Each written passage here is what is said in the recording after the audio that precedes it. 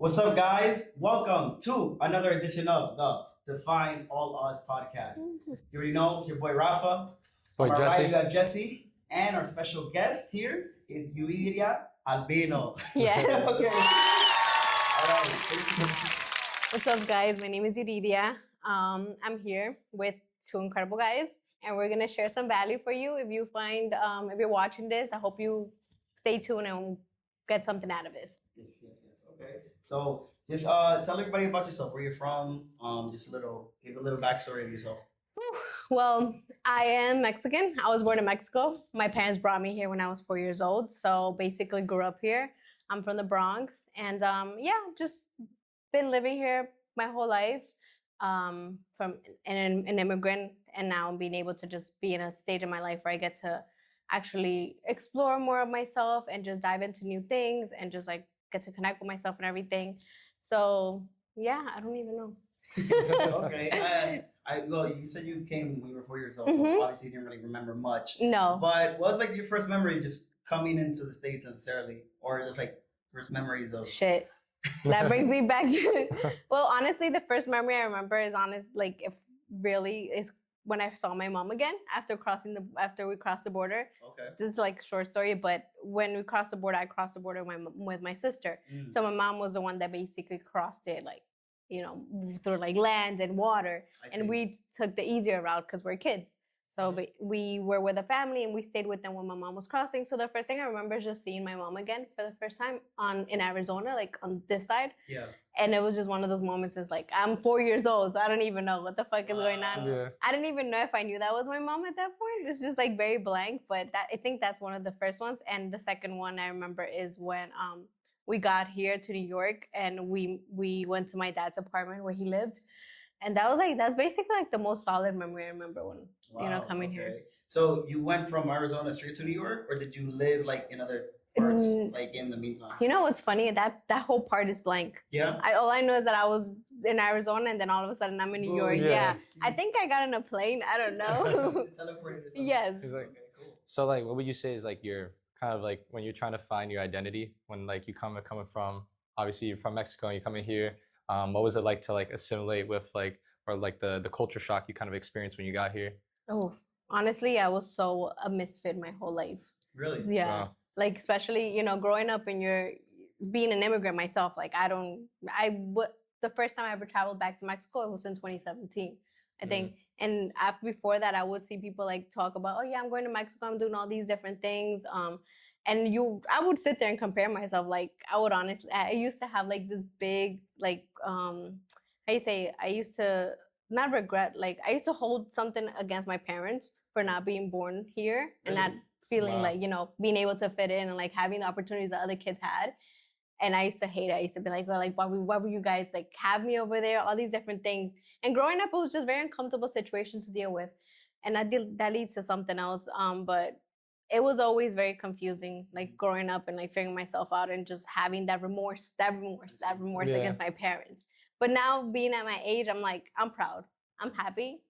It is a different obstacle that you have to go through, but it's a very eye-opening experience for me, and I feel like it has molded me into the person I am today. Wow, that's great. I know. I mean, obviously in this country we have a lot of immigrants and everything. Yeah, like that, exactly. So it's not something uncommon, and especially coming from my part, being Dominican, and as well as Jesse. Him and I, we were both born here, so we never had to experience any of that. But I know we could both understand to a degree with our parents, how absolutely. they had to come over here, and the leaps and the bumps that they had to go through to get here, so that inevitably what we all have today, it would be better. Yes, 100% agree. So then you also have like this thing with like where we all keep talking about like sacrifice and like how the things we have to give up to kind of get to where we want to be at. Yeah. Obviously, like Rafi mentioned, like for instance, like my mom when she came here, she studied medicine in DR. She's about to go into residency. She's seeing patients, so she has her career and life set up over there already. So then you come here, so you kind of have to like start over. You like exactly. You have the culture shock. You have like the language barrier, right? Yes. Which is a big thing. And I see even now, like my aunt, she just immigrated here a few years ago, and like she's like just trying to learn a little bit of English, and even then, like you see how hard it is because I forgot like where this was, but like in one of my classes, we learned about how like as you progress through like life, right? Once you get older, it becomes a lot harder to like obtain a language. Oh yeah, Yeah, So like, yeah, I heard so that like they too. say like the best time to learn a language is like your When you're young young. 20s. When It's you're a like kid. they say like on average like 21, 22. It's like the best time to learn a new language. Even younger than that. I've But heard. yeah, of course. Yeah, like I'm sorry. Yeah. I've seen literally going to DR. I remember I met this like one little kid Yeah. who her parents, one is Italian, another one's Dominican, Mhm. right? And she lives in DR. Shit. Yeah. Cool. And she lives in DR, and over there they teach they kind of most schools Mhm. have them learn English as well. Oh yeah. And I remember we were like all hanging out. And this girl, I want to say she may be like 5, 6, I can assume. And I remember she would talk to her dad in Italian, and then like she'll say one sentence, and in that same sentence she'll go from Italian to Spanish to English. English. She started Italian and finished in English, and I'm just like, damn, I really know Spanish, and like you got already 3 already. Like damn. I would say like in my household it's a little bit similar, but just for English and Spanish. Because Yeah, like my same. dad, Yeah. I really speak to like mainly in English, because my dad's like Puerto Rican, and then my mom obviously she's Dominican, so I speak to her mainly in Spanish. Wow. So like a lot of times where like if I'm talking to both at the same time, I'm having to like jump between languages back and forth. Yeah. It's something that's like you get used to when you're young. Kinda, So yeah. like so true. going back to like for instance when obviously you first come here, you're 4 years old. Mhm. Yeah, obviously you know a little bit of Spanish already. You're just like starting to learn the languages. Mhm. What would you say was like when like you're learning English, or like first off, like when you went to school, were you like already going to like a primary English school, or were you learning Spanish at the same time? Like what was that like for you? When I first started going to school, I think I was in bilingual classes. Bilingual, okay, yeah, yeah, like yeah. when there's like both Yeah, Spanish and English. ESL, right? Yeah, Yeah, ESL, yeah. yeah. I was in ESL. I think I was in ESL until 3rd grade, Yeah. and then they nice. took me out of ESL because I don't think I needed ESL Yeah. anymore. Yeah. I They was took like, me out like "Oof." the 2nd grade. They dropped me out. Yeah. Oh, really? My first language was Spanish, and I was born here. And then like they put me at ESL thinking like, oh, I don't know English. And then they dropped me out of ESL. I was like 1st grader when they took me out, because I mean I knew English already. Right. It's just I feel like that's like the stereotype when like you come here, right? And then people think that like, oh, just because you spoke Spanish, you don't know English. I mean, we see that it's very prevalent, not just in schools, but also like even like in a workplace too. Yeah. Like they'll treat you differently just because you have a Spanish accent, and just because you have like an immigrant accent from a different country. Mm-hmm. Like yeah, Yup. I mean, what about you during your academic years? Was there like a little bit of a struggle having to be in ESL? Because again, I think we can all agree in ESL there is that little The stigma, that stigma. So with you, did you have any of that? I don't think so. I think what helped me a lot is that I'm the 2nd youngest, Okay. so I nice. have older siblings, Okay. and they basically they were older, so talking to them, I talked to them in English. Okay. So that helped me a lot. Okay. But like even in my household, it was like my both of my parents fluent in Spanish, so I would just speak to them in Spanish. So I mean, through the years, my Spanish has gotten worse, but my English has gotten better. Got you. Right. So it just like flipped. Okay. All right. That's cool. I mean, that's not bad.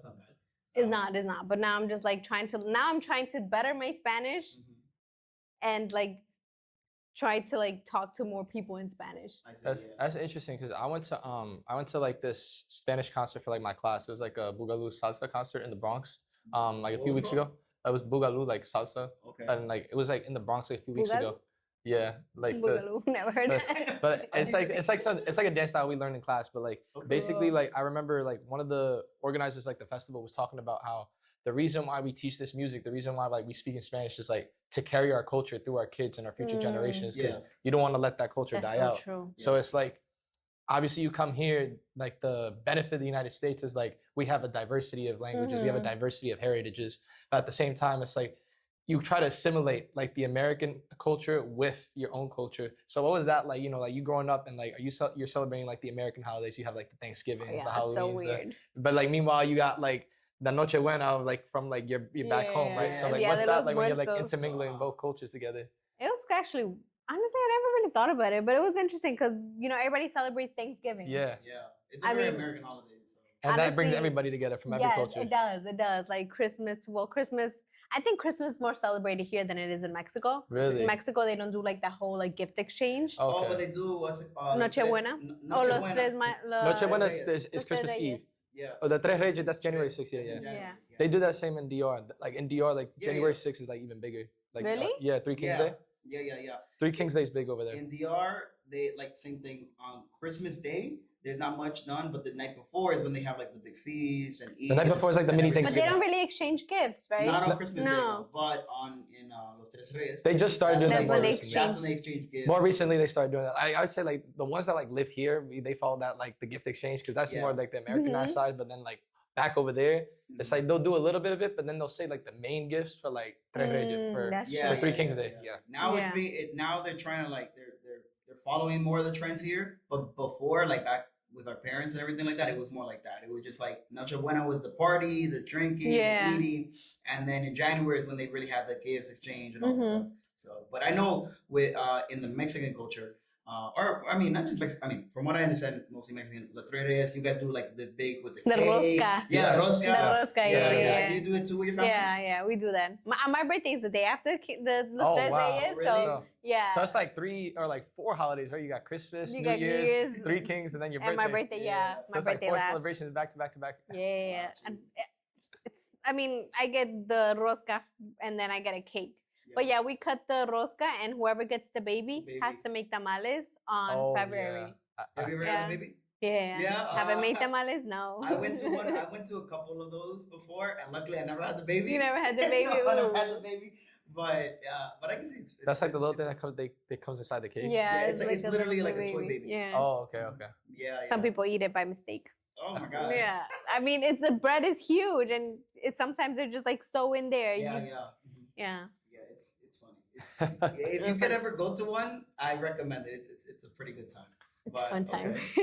Come to we're gonna get a rosca now. Let's bring it. Tres Reyes, we're gonna holiday cut season, it. Yeah, exactly. That's it. We said it. That's it. It's already done. On the podcast. You heard it here first, guys. So obviously, so we talk about a little bit, assimilating identities, right, and combining both identities. So like growing up, would you say that there was ever like a moment where you were like look back at yourself and you're like you found yourself you were either like struggling or like in a dark light whether that was trying to learn the new cultures or like fitting in, like for instance you said that you were like a misfit back then, like what was that like once you kind of came towards the end of your academia career and then you kind of shifted towards into like the working world now, like that transition, what was that like for you? It was interesting because I feel like what played a big part? School. Like that's what played a big part of like trying to understand that where I'm coming from and being here. It's like, how would I even explain it? Because like when you're in school, like there's a lot of times you want to fit in, right? Mm-hmm. Yeah. So like me, I felt like I lost myself because I wanted to fit in with all the kids. So like once I finished and graduated school, I started working right away. I didn't go to college. And then I feel like that was the moment that I was kind of already like diving into like the workspace and getting to actually understand myself and like navigating through the real world, because once you finish school, it's so different. Because when I was in school, it was kind of like I did want to fit in with people. I did want to, be a person I wasn't at the same time. But then also I was never the type of person to fit in. But I guess like what made me want to fit in is because everybody just shared like the common, like, just being able to be here and being able to like, I feel like we're very privileged with what we have here. Absolutely. Like on so many levels. And I feel like a lot of times, going back to when I go to Mexico now, I see it and I'm like, dude, these people really are living such a different life. And they're so humble and they're so wise and so smart on so many levels that people here are not. Like people take advantage of like the fact that we have clean water every day, we have food, we're able to walk down the street and not feel like, we're gonna get, all these different things. Yeah. So like, I guess like growing up, I guess it was just like me wanting to like fit in and like be part of like something that I was not, but younger you just, you don't know. You don't really know. You're still like discovering like who you are and like what necessarily like motivates you to kind of go into what kind of field you're interested in. Exactly. So like talk a little bit about like the role, like you finished high school, right? And you say you didn't go to college. Like can you like talk a little bit like what led to that decision? Like what like motivates people to decide to like work right out of high school instead of like pursuing higher education, for instance? Yeah, I love that question because for me one of the reasons was because I was an immigrant. So I was like, I am not gonna go to college and pay for college out of pocket, and I don't know what I want to do. That's a fact. Like I could take my Common Core classes, right there and get it done with. But it just didn't seem right for me, like for me to work and then pay off college. And I'm like, what am I going to do with the degree at the end of the day? Like, what do I really want to do? So then I did apply for college. I did apply to a community college. and I got accepted with a program and everything. But then I was like, okay, so I don't have my green card. I don't have anything. Like, what are they gonna like leverage on? Like, what exactly? How does this work? So I just decided not to proceed with it. So I was like, all right, I'm just gonna work for, I think a lot of people go with like, I'm gonna work for 1 year and then go to college after I figure out what I want to do. Opportunity, yeah, like some people actually go through the gap year and go to college. Some people just don't end up going to college. So I decided, I started, my first job was actually in a clothing store. So I started working in a clothing store, right? Like maybe like that summer that I graduated high school. And it was very like a leap, because I'm like, okay, this is my first job. Are they even gonna hire me because I have no kind of experience? So that was maybe the main thing, was the fact that I was just not sure what I wanted to do. I was an immigrant. I was like, I'm not gonna go to college and pay for it. So I decided to work, and till this day, I think is the best decision I've done for myself. Like, I have my reasons why. I think every single decision you make in your life just leads you to something different. Yeah, it's like a something domino better. effect. Yes. Yeah, like a domino effect. Exactly. 100%. Like, I think I made that decision, even though sometimes I do feel like I do want to go to college, but I'm like, it just makes no sense to me. Yeah, I felt that. I mean, again, here specifically, while the United States has great opportunities for people when it comes to education, work, and everything, the whole 9 yards.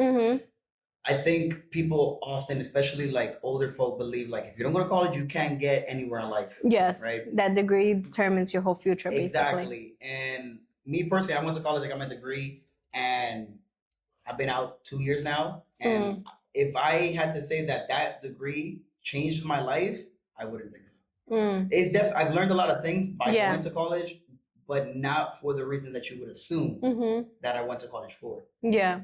And I think it's like, you really need to have an idea of who you are as a person and what is that really defines you. Yeah. To understand if going to college is going to lead you to that path that you want to get to, versus not going and just jumping straight into what is it that you want. And if you don't know, figuring it out. And if you like something, if there's something that you're interested in, go for it and try it.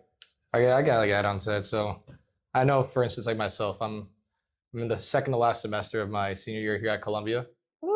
So thank you. Yeah, so almost done. So I mean, I'm a biology major, but I think one of the main quotes that I took away, we had a physician panel this past Thursday, and then we had one last year. And last year, vice president of the hospital that my parents used to work at, New York Presbyterian on the East Side, he mentioned a famous quote that I still like remember, and it was like, you can go through all these classes you take in your undergrad, and you can go through medical school, but like your grades matter and all the experience you do matters. But there's one thing that they don't teach you that you do need as a physician if you want to go down that route. And what is it? And then he said it's the term empathy, like having empathy with your patients. I mean, there were times where I went through, I would shadow a few physicians, and I'd see them go on rounds with like the patients and with the residents, and you would see like the residents, they're very smart, they're very talented. They go to these top 20 institutions in the US, but it's like very robotic sometimes. Like they're just reading off a piece of paper and they're like remembering information. But the attending that I was with at the time, he mentioned, he was like, you have to be emotional with the patient. You have to like connect to them on like a human surface, not just from a doctor-patient perspective, because then they feel like an outcast rather than being helped. Yeah. And so that was one of the main things I was like, I took away. I'm like, well, I go through all these classes and you're like, what is physics going to do? Or like, what is organic chemistry? Like, what are these, some of these classes I take right now? What is that going to do for when you're a physician? Because a lot of times you don't use any of that. But what's the main skill that you take away? And it's about the time and effort you put in. It's the discipline you get out of it. I remember there was another quote that I remember watching this in a movie. I think Sylvester Stallone, he said it. He's like, college is just to prove to your employer or to your higher education that you can show up to the same place every day for 4 years and then prove to them that you have a piece of paper that's going to prove to them that you're not going to screw up their job and you're going to continue going. I think that there's some truth to that in the sense that you kind of illustrate what you are when you present yourself in a certain way, in a certain manner. Exactly. Yeah. And then when you come here, it's like, I went and I chose down this path because obviously we have some influences. Like our family is always like a big motivator in life, but it's the discipline that comes out of that motivation that really matters. Staying those long hours and being awake. Like I realized that, okay, if I could go back and do it again, maybe biology wasn't the right path for me to be as a major, but I chose it because I want to go to med school. I want to do like these other things in life further on down the line. Yeah. And I'm like, what's really going to help me? where I could have been a math major. I love math, right? Yeah. So there's different paths, and like you said, there's like when every little decision that leads to like the next big one, and it's really discovering like who you are. And so, I mean, it's not for everybody, obviously, like you said, but it's like you have to kind of know when you in high school like what you really want to do. So that's so true. I mean, there are people that like they're in high school like, okay, I want to be a lawyer, I want to you know, be a doctor, be a nurse, or whatever the case, and that's totally respectable. Like I get it. Yeah, I mean, we need those people. Yeah, we need those people. Yeah. And I think like the point that he made is so important. Like anything that you do in life, whether you're working a career, you're doing entrepreneurship, whatever you're doing, it is when you're doing it from like a place that you care. You're of service of people. And because there are some people, some doctors, and anything, and they just do it for the money, or they just do it because, you know what, I did the degree. Now it's time for me to like make my money, and that's it. Figure it out. Yeah, but like if you're gonna go into that, do it from a place that you can help people. That's period. Anything that you do. That's like the biggest thing in life. It's like if you're not doing something simply because you enjoy it and you're making a positive impact on not just yourself, but not just your family, but on everybody else around you and in the world, then like what is your main purpose? Like why are you doing it for? Because a lot of times people say the main motivator is money, right? But we all know that money can't buy all happiness. Like there's always that saying. There's always that saying. There's always that saying that like money could buy you a house, but it can't buy you a home, right? So it's like you could feel like you got this nice place, or you got this nice car, you have all these nice things, but you're never content because you have no one to share it with. Exactly. What's your main purpose? And that's what you really got to discover. And whether that's through school, or that's through a work experience, or that's through a life event or a disaster, a natural disaster, there's many things that shape our world, and it's really how you kind of accept and acknowledge this is what happened, this is who I am, and this is what I'm going to give out to the world. That's the main thing in life. That's what life is really all about. That really is. Well spoken, bro.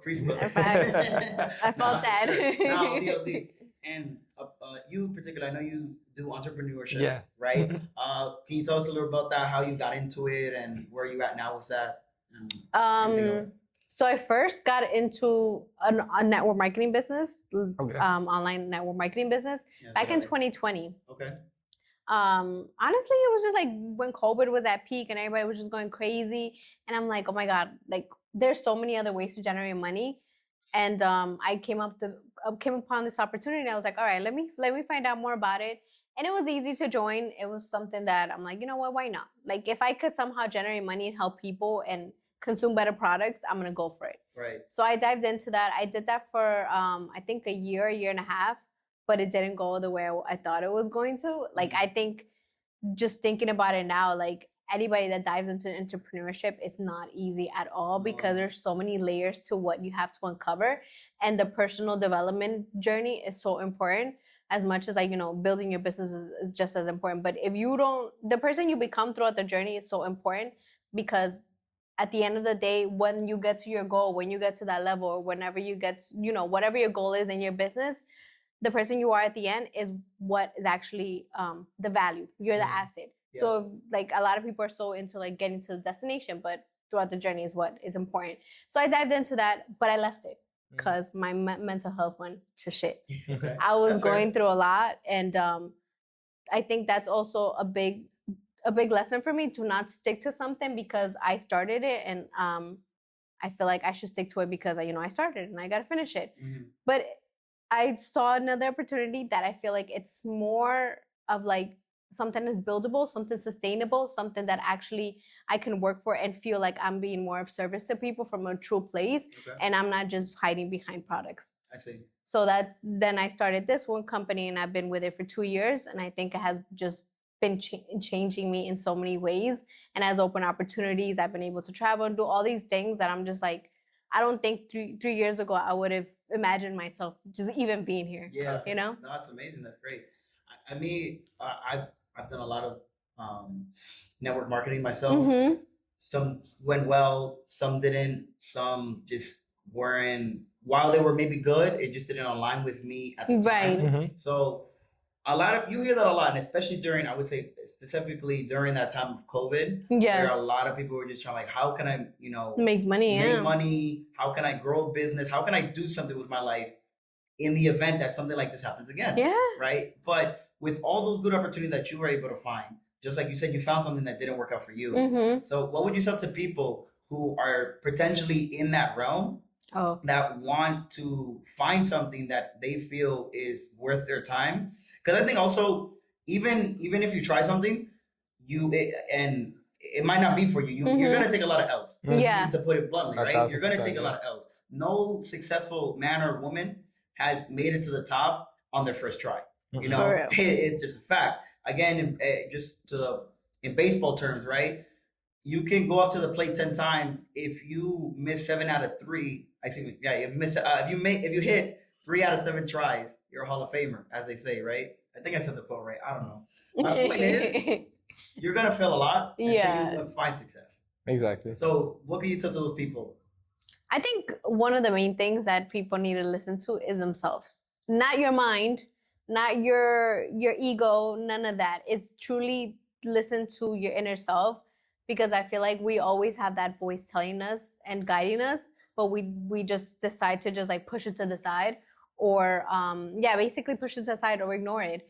It's just understand, and I think this goes back to meditating, like going back to meditating and spending time alone and getting to build a good relationship with yourself is so important. And a lot of people don't do it. So a lot of people, see a business opportunity. Oh, okay, you could generate this much money. You can do this much. You can do this much. But at the same time, you have to understand whether it's something that you feel aligned with or you don't, or you're just doing it because, you can make this much money, or, you could have this many products, or whatever the case is. But I think like if you are looking into an opportunity or wanting to dive into entrepreneurship, or like whatever the case is just sitting there and really reflecting within yourself, like how can you be of service? How can this help you grow as a person? How can you help other people as well throughout your journey? How can you change lives? And just really sitting with yourself at the end of the day. If you can't sit with yourself for like 30 minutes or like even 5-10 minutes and just like calm your mind, right?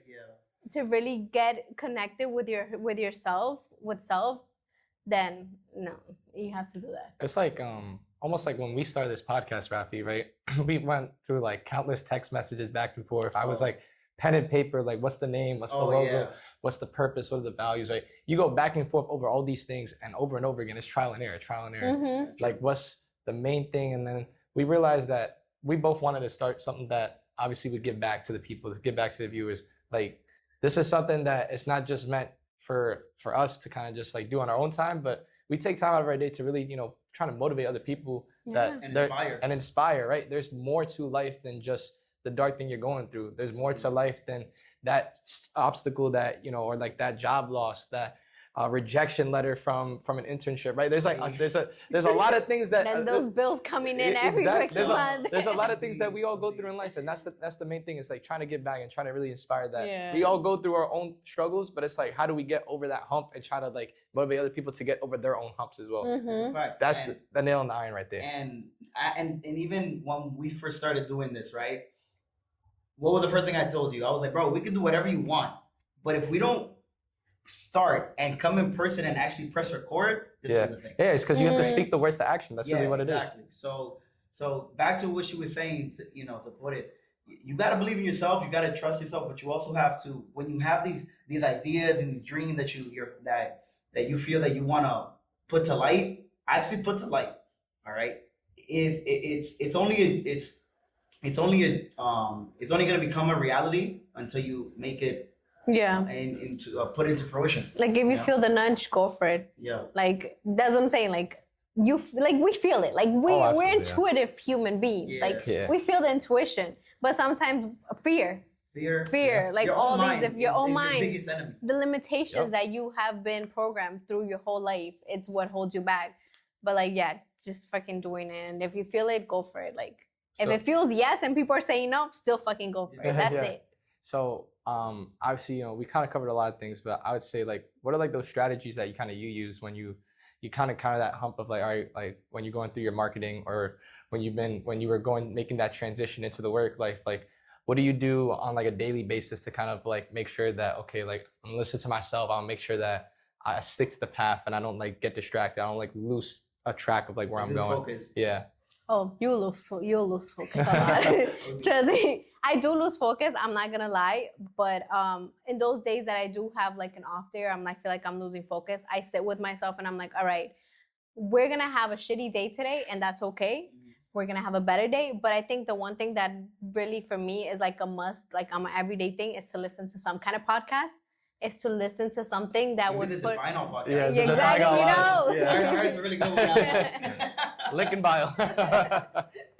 Check it out. I think, and I love that you guys share that you guys started this podcast and to like give value and to help other people, because there's a lot of people going through different things, and I think podcast has become one of those things that a lot of people go and seek for. That's me. Like, instead of me turning on Netflix, I go and watch a podcast. Yeah. Instead of me watching a TV show, I go watch a podcast, because it just feels so good to hear other people share their experience and relate to it and feel like, you know what, you're not the only human being going through a certain thing you like. You're not the only human being that has passed through this, that is feeling this. Yeah. And just to get that is like, for me, it helps me just like recalibrate myself and like get back into like in tune with like where I'm going and my vision and what I'm trying to work for. And as well as like the community I have in my business is so important, because you cannot create a business. You cannot, what is it?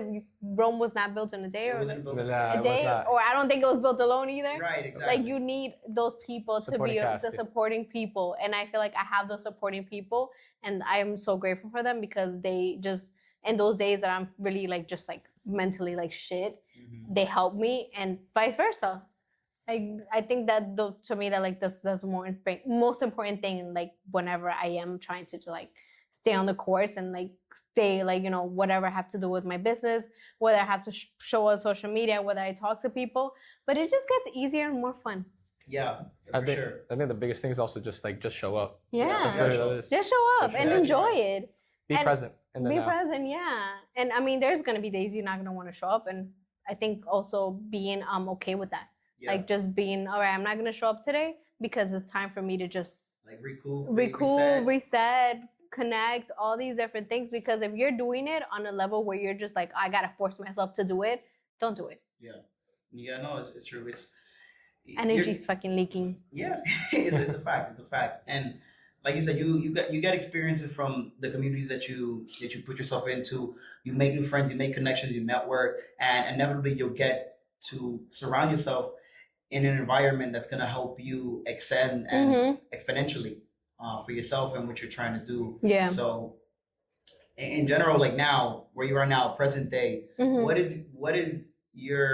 you looking at yourself for the future? Like, where are you trying to take yourself up until this point? Where you are now, and where would you like to get to? Where I am now? Marketing business, or your social media, space, your brand, things like that. Well, right now, my goal is for the next 5 years to have a home, to have maybe over 100 people in my team, to change over 100 lives, period. Yes. To travel, to maybe travel more consistently and just like explore different cultures, and just to be able to also like speak on stages. Like I think like I've always wanted to be famous, but I think I wanted to be famous because for the wrong reasons. Like a TED Talk speaker? Yeah, like a TED Talk. But now I feel like I want to be more of like a speaker that gets to like actually pour into people in a positive way, not just because I want to be an actress or a singer, which they're great.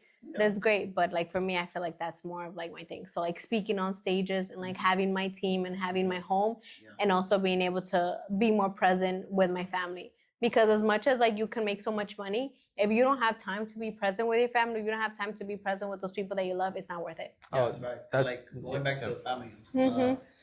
You said that you went to Mexico, right? What was the last time you went? I think you told me you went like sometime. I went in July. In July, okay. How was that? It was fun. It was fun and interesting. Actually got into a car crash in Mexico. Oh no. Yeah. Okay. So that was like also that's also like a thing where I saw like the mindset shift. Because like sometimes like, yes, I got a scar on my forehead. You guys can see it. So I got a scar. I was the only one that was injured in the car crash. Thankfully, everybody else was fine. It was just one of those things that just happened, but it changed the plans of like the remaining of the trip. Okay. And I think for me, like from the way I put it is like, I'm obviously in the moment I was crying. I was scared. I was like, what the hell is happening? But I saw it as a blessing because we were planning to go somewhere else and I was going to be the driver. And I felt something weird off about it. Yeah. And then the event that we were going to go to actually got canceled. But we were still going to go for fun. And because of the car crash, we didn't go. So to me, it was like something was preventing something bigger was prevented at that moment of the car crash. I see. And I think like before I would have just like dwelled over the fact that I have a whole scar on my forehead, but it could have been worse. And like I'm just thankful to even be alive. But I know that every single thing that happens in this life, whether fortunately it was a car crash, but fortunately it wasn't worse than what it was. It just made me really just feel grateful to even be still alive. That's great. No, I see that. Yeah, I mean, there's a light to any negative outcome. You have to try to look at the brighter things in life. And like we even said, you're gonna have bad days. Yeah. But there's more good days than bad. And I always like to tell everybody there are more good days than bad days. We just always often remember the bad because they don't have been as often. Because that's how we were programmed. Yeah, like exactly. Every single thing. Like you see your parents, they stress over more of like the bad things versus the good things. Okay. And like that's basically what was induced into us. Like that's a fact. Yeah. Society really got us to that. But yeah. Absolutely. And in general, I mean, I know you said you want to build a team. So is there any way that people can like connect to you that I hear your story and want to reach out to you? Yeah, like contact info. Oh yeah, guys. On Instagram is grow with Yuridia 3/7. That's how you can find me, so you can grow with me on social media. And my Facebook is my first and last name, Yuridia Albino. You could always message me through there. But I'm mostly active on Instagram when it comes to my business, when it comes to connecting with people. So yeah, you could always find me there. I'm pretty sure like you'll see it. Link on bio. Right? Link Link in description. Yeah. Link in description. Yeah. Link in the description. As well. Yes, you'll see it all. Yeah, they all be there. Yeah. Okay. I think that's all the time we have, though. Yeah. I think it's a blast. Thank you. It was fun. And Jesse, just take it away. I mean, yeah. So thanks for watching. Obviously, great inspiring story. As we see, we have many different individuals that come on here and they give like their different rounds of experiences to kind of really motivate and inspire other people, no matter what struggles you're going through. And just always remember that try to create a positive impact in your daily life, because I think that's always like the main takeaway. And just being present, showing up. And other than that, thanks so much for listening. And until next time, this is Jesse signing off. Rafa, you already know. And again, Yuridia. and Defied All The Odds. See ya. Woo.